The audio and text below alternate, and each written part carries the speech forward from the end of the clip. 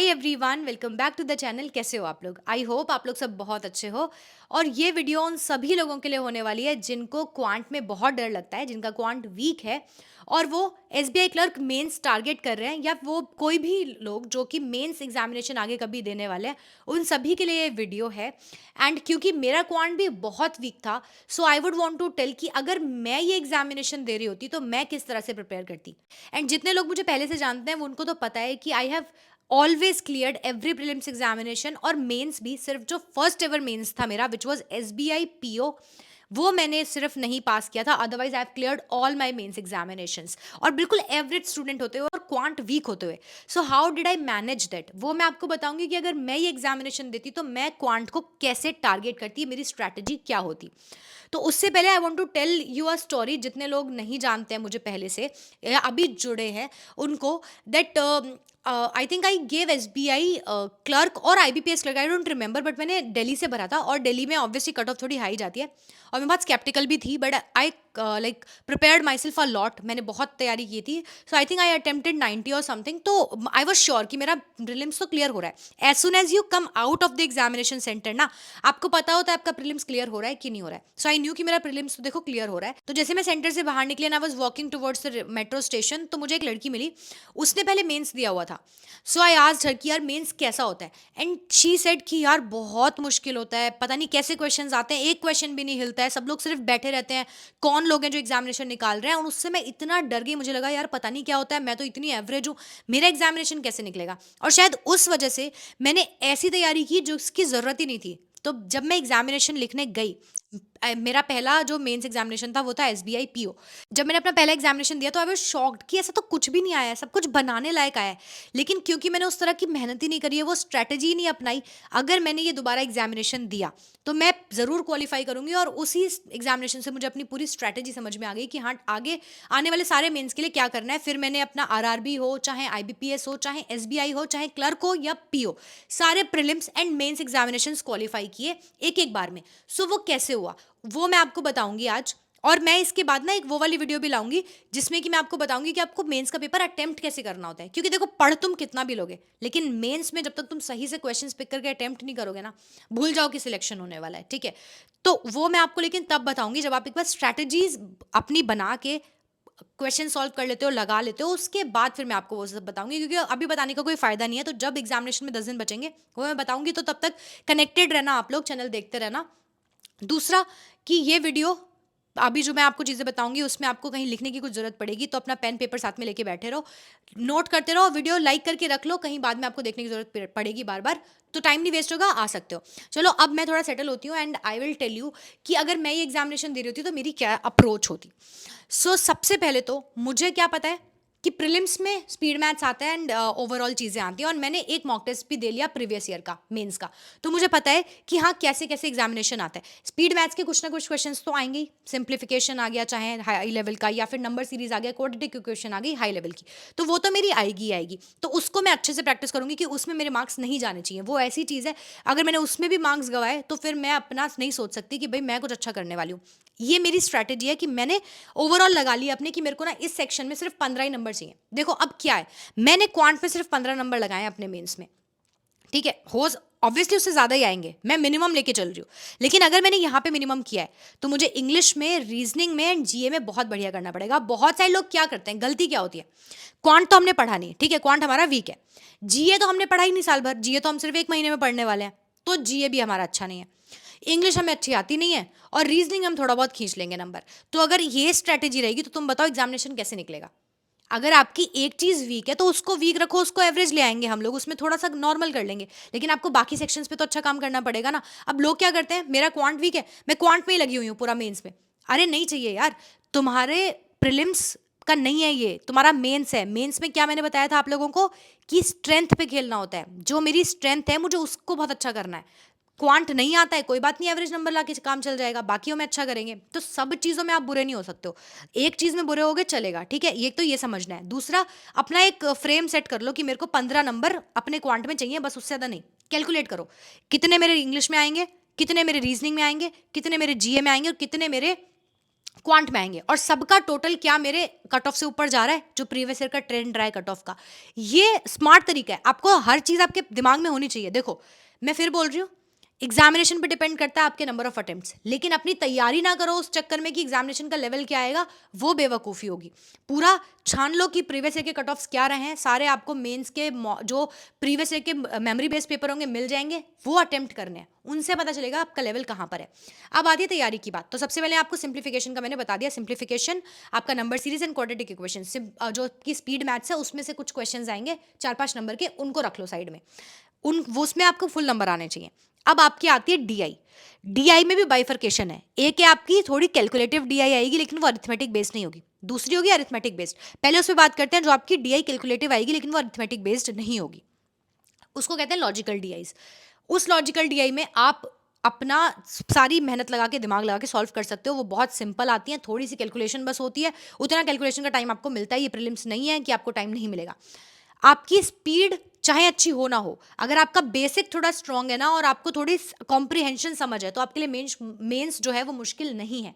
मेरे को मेंस कभी मुश्किल इसलिए लगा क्योंकि मैंने अपने बेसिक्स पे काम किया था। जब मैंने 4 टॉपिक्स पढ़े, लेकिन उन चारों पे मैंने बहुत अच्छे से काम किया था, और averages, ratio proportion and percentage मैंने बहुत बढ़िया तरीके से किया था, और एक प्रॉफिट एंड लॉस।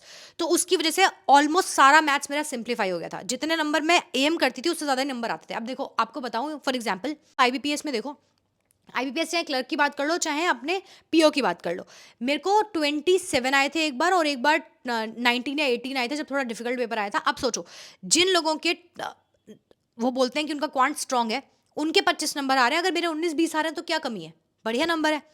मेंस में यही होता है, जिसको ऐसा लगता है ना कि मेरा क्वांट बहुत वीक है, सिर्फ स्पीड की वजह से उसको ऐसा लगता है, वो मेंस में बहुत अच्छा करके आता है। तो आपके लिए एक तो ये चीज़ मैंने सिंप्लीफाई कर दी। दूसरा, आपको जो लॉजिकल डीआई कहाँ से करनी है, या तो आशीष अरोड़ा सर के साथ करो, उस कैलकुलेशन सिखाएंगे बहुत बढ़िया, या फिर हर्षल अग्रवाल सर के साथ करो, बहुत अच्छा कंटेंट है वहाँ पे। क्या करना है, पहले खुद से सॉल्व करनी है। खुद से सॉल्व नहीं हो रही है तो वीडियो देखो एक बार टीचर की, लेकिन दोबारा खुद से ज़रूर सॉल्व करो। अगर तुमने सिर्फ ये सोचा ना कि हम तो डीआई देख रहे हैं, जो टीचर करा रहा है, हाँ सब समझ में आ रहा है, मॉक आपके एग्जामिनेशन जो होगा ना मेंस का, उसमें एक भी डीआई हिलेगी भी नहीं, ये याद रखना। जब तक खुद से हाथ से खुद सॉल्व नहीं करोगे ना, तब तक नहीं हिलेगी। मैं गिनती की 10 डीआई करो, लेकिन खुद से सॉल्व करो, सारी की सारी एग्जामिनेशन में बनाकर आ जाओगे। टीचर से 20 भी देख लो, 30 भी देख लो, एक भी नहीं बनाकर आ पाओगे। उसके बाद आती है आपकी अरिथमेटिक वाली डीआई। अब अरिथमेटिक में 3-4 टॉपिक्स पकड़ लो। पहला तो प्रॉफिट एंड लॉस, पार्टनरशिप, बहुत बहुत इंपॉर्टेंट, और कुछ ना कुछ देखने को मिलता है, या तो डेटा सफिशिएंसी देखने को मिलेगा, या क्वांटिटी 1 क्वांटिटी 2, या फिर डीआई देखने को मिल जाएगी। Profit and loss, partnership.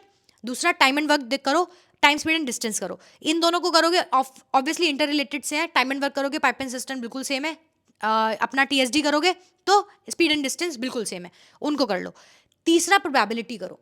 Probability बहुत ही अमेजिंग चैप्टर है, उसमें से आपको या तो डेटा सफिशिएंसी कुछ ना कुछ, मतलब काफ़ी नंबर का आपको उसमें से देखने को मिलेगा, और आप लकी हो तो आपको आपकी उसमें वो भी मिल जाएगी, प्रोबेबिलिटी की डीआई, तो आपके मज़े हो जाएंगे। आराम से 15 से 20 नंबर अपने यहाँ से खींच सकते हो। फिर आते हैं हमारे, जब आप ये चैप्टर्स कर रहे हो, इसके लिए आप डीआई प्रिपेयर कर रहे हो, उसी वक्त आपके छोटे छोटे क्वेश्चंस आते हैं, अरिथमेटिक बेस्ड सिंपल क्वेश्चंस होंगे, 2-2 लाइन के। उनको कोई कोई तो बहुत ही ईजी होते हैं, एज बेस्ड आ गया, कोई बिल्कुल ईजी है, कैलकुलेशन बेस्ड है। पार्टनरशिप का आ गया, बहुत ही ईजी आता है। टाइम एंड वर्क का आ गया, बहुत ईजी आता है। 4-5 ही उसके पैटर्न्स हैं, वो सब कर लो। जितने भी प्रीवियस ईयर में क्वेश्चंस आए ना, सबसे अच्छा करवाते हैं आपके आशीष अरोड़ा सर, और दूसरे हर्षल अग्रवाल सर। उनके मेमोरी बेस्ड पेपर पढ़े हैं बहुत सारे, उनसे देख के करो। उससे बढ़िया कंटेंट कहीं नहीं मिलेगा, अगर मैं मेंस की बात कर रही हूँ तो। मतलब आपको ऐसा लगेगा कि आप हर्षल अग्रवाल सर की एक क्लास देख रहे हो वहाँ पर मेंस में, लिटरली ऐसी फीलिंग आती है, क्योंकि एग्जैक्टली वही चीज़ें उन्होंने करवा दी होती हैं। तो वो वहाँ से कर लो, और आपके 10 से 15 नंबर यहाँ पे बोर्ड पे सेट हो जाएंगे। जैसे ही आपके 10 से 15 नंबर सेट होते हैं, आप दिमाग से टेंशन फ्री। अब आपको ऐसा है कि हाँ मेरा, चलो ऐसा तो नहीं है इसकी वजह से मेरा एग्जाम नहीं रुकेगा। और अगर आपका क्वांट वीक है तो आपको सिर्फ इतना ही करना है, यही स्ट्रैटेजी है। तो अब दिन में क्या क्या आपका दिखना चाहिए, आपका स्केड्यूल क्या दिखेगा। 2 डीआई करो, या तो लॉजिकल डीआई कर लो, या फिर नेक्स्ट डे आप अपनी अरिथमेटिक डीआईज कर लो, या फिर एक लॉजिकल एक अरिथमेटिक कर लो साथ में। कम से कम 5 से 6 मेंस लेवल के आपको क्वेश्चंस करने हैं अपने अरिथमेटिक रिलेटेड, और 1-2 अरिथमेटिक की डीआई कर लेना। वो इस तरह से चलती रहेगी कि आपने डीआई प्लस अरिथमेटिक के क्वेश्चंस को कंबाइन कर लिया, फिर नेक्स्ट डे अरिथमेटिक की डीआई प्लस डेटा सफिशिएंसी और अपना Q1 Q2 को कंबाइन कर लिया। तीसरे दिन सिंप्लीफिकेशन, अप्रॉक्सीमेशन और जो स्पीड मैथ्स के हाई लेवल के क्वेश्चंस होते हैं उनको कंबाइन कर लिया। इस तरह से करोगे ना तो आपको समझ में आ जाएगा कि हाँ मेरे इतने नंबर तो बन जाएंगे। और एक चीज़ लोग जो नहीं ध्यान देते हैं, जो मैं आपको बताना चाहती हूँ कि एक चीज़ लोगों में क्या होती है, वो अपने फुल नंबर्स को टारगेट कर रहे होते हैं। जब आपको पता है कि आपका क्वांट जो है वो वीक है, तो आप फुल नंबर्स टारगेट क्यों कर रहे हो? आप सिर्फ उन्हीं 15-20 नंबर को टारगेट करो ना जिसमें आपको स्ट्राइक करना है। तो वो बहुत इंपॉर्टेंट है, अपना टारगेट सेट करना। बुलजाई हमेशा नहीं मारनी होती है, बाकी में आपको मिलेगी बुलजाई मारने के लिए। ये स्ट्रेटजी है। अगर मैं एग्जामिनेशन देती, और आई एम 100% श्योर कि मैं ये मेंस भी क्लियर करती, क्योंकि वो स्ट्रेटजी इतनी सॉलिड है। और एक तो खुद पे कॉन्फिडेंस होना चाहिए, दूसरा अपनी स्ट्रेंथ्स पता होनी चाहिए। जितना अपनी स्ट्रेंथ्स पता होंगी, मेंस पहली बार में निकलेगा। मेरे को आज तक अपना पता है कि कौन से चैप्टर के क्वेश्चंस आएंगे और कौन सा चैप्टर मुझे आता है, क्या मेरे बेसिक्स, किस टॉपिक में मेरे बेसिक्स स्ट्रांग है, किस में नहीं है। और थोड़ा सा ना लॉजिकली सोचने की कोशिश करो। जब प्रॉफिट एंड लॉस का कोई क्वेश्चन आ रहा है तो खुद सोचो कि अगर मैं वहां खड़ी होती तो कितना डिस्काउंट मुझे मिलता, कितना मुझे प्रॉफिट हो रहा होता, कितना मुझे लॉस होता, क्या मेरा एमआरपी होता। सब कुछ थोड़ा लॉजिकली सोचने की कोशिश करो। और ये चीज़ आपके जो कौशिक मोहंती सर है वो बहुत बढ़िया से करवाते हैं।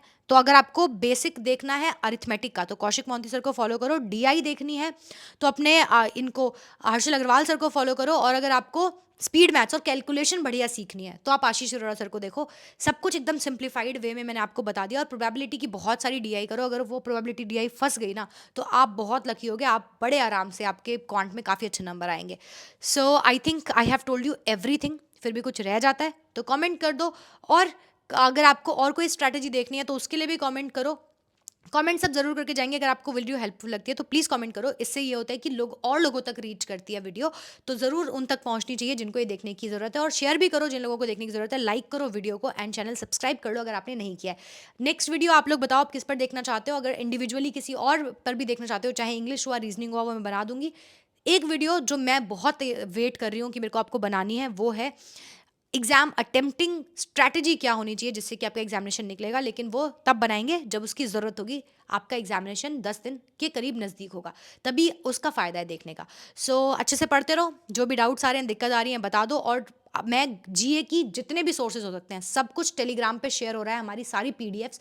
तो वहाँ जाके जो भी डाउनलोड करना है, चाहे एसबीआई की लास्ट 6 मंथ्स की आपको न्यूज़ चाहिए, जो भी चाहिए, सब कुछ वहाँ मिल रहा है। तो वहाँ से डाउनलोड कर लो। जितना हो सकता है हमको सब कुछ आपको प्रोवाइड करने की कोशिश कर रहे हैं।